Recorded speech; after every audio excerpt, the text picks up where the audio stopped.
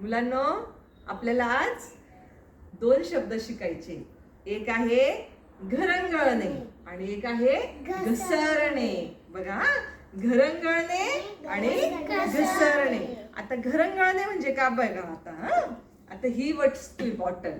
आता बॉटल बघा मी इथून सोडली, काय झालं रे? घरंगळले. आणि आता हा डब्बा घेते मी. आता हा डब्बा मी इथून सोडला, काय झालं रे? हा घसरला. काय झाला? घसरला.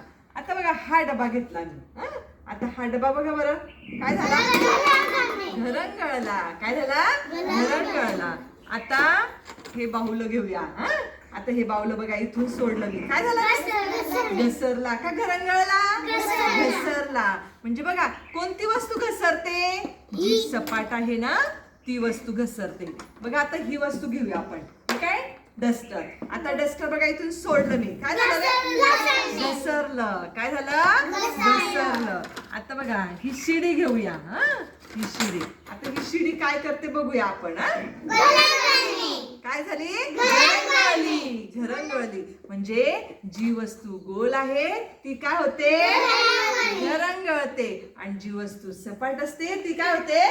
घसरते. मग जी गोल गोल फिरते त्याला काय म्हणतात? घरंगळणे. आणि जी सपाट पळते त्याला काय म्हणतात?